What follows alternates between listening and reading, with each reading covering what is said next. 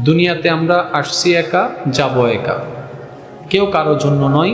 এই বাস্তবতাই সত্য। যে যত দ্রুত এই বাস্তবতাকে আমরা মেনে নিতে পারবো, জীবনে টিকে থাকা আমাদের জন্য তত সহজ হয়ে যাবে। অনেকে বললে আমি মরে গেলে তুমি বুঝবা, মরার পর বুঝে তো আর লাভ নাই। তো অন্যকে বুঝাইতে গিয়ে নিজের জীবনটাকে শেষ করার কোনো মানে হয় না।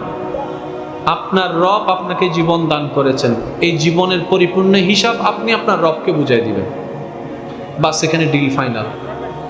এই মাঝখানের সময়টা হচ্ছে দুনিয়া, এটাই জীবন। মাঝখানের সময়টা দুনিয়া, এটাই জীবন। আর এই জীবনে একটাই লক্ষ্য, রবের প্রিয় বান্দা হওয়া।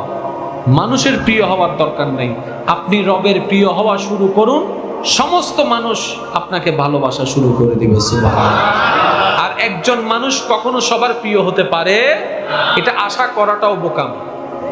যারা আপনাকে ভালোবাসে তাদেরকে নিয়ে ভাবুন, যারা আপনাকে ঘৃণা করে তাদেরকে নিয়ে ভেবে আপনার সময় নষ্ট করবেন না। আপনি একটু খেয়াল করে দেখবেন, মনে করেন ফেসবুকের কমেন্টস বক্সে 100টা কমেন্টস আসছে, 99টা আপনার পক্ষে, মাশাআল্লাহ, সুবহানাল্লাহ, নাইস, বিউটিফুল।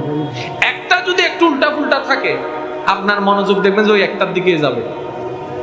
কারোটা রিপ্লাই দেন না দেন, দেখবেন যে ওই একটা রিপ্লাই দিতে মন বারবার চাইবে। এটা আমাদের অভ্যাস হয়েছে। 99টা প্রশংসার সামনে একটা দুর্নামের তো কোনো অস্তিত্ব থাকতে পারে। সেজন্য নিজেও পজিটিভ হন, অন্যের ব্যাপারে পজিটিভ থিঙ্কিং করবেন, চিন্তা করবেন। দুনিয়াতে আমরা সবাই মেহমান হয়ে আসছি, কেউ সারা জীবন থাকতে আসেনি। নিজেও ভালো থাকুন, অপরকে ভালো রাখুন। অন্তত রবের কাছে বলতে পারবেন, ইয়া রব, তেমন কোনো ভালো আমল আমি হয়তো করতে পারিনি, কিন্তু তোমার সৃষ্টির সেবা করার চেষ্টা করেছি, তোমার বান্দাদের মুখে হাসি ফোটানোর চেষ্টা করেছিলাম। সুবহানাল্লাহ। আল্লাহ তাআলা আমাদের সবাইকে কবুল করুক, আমিন।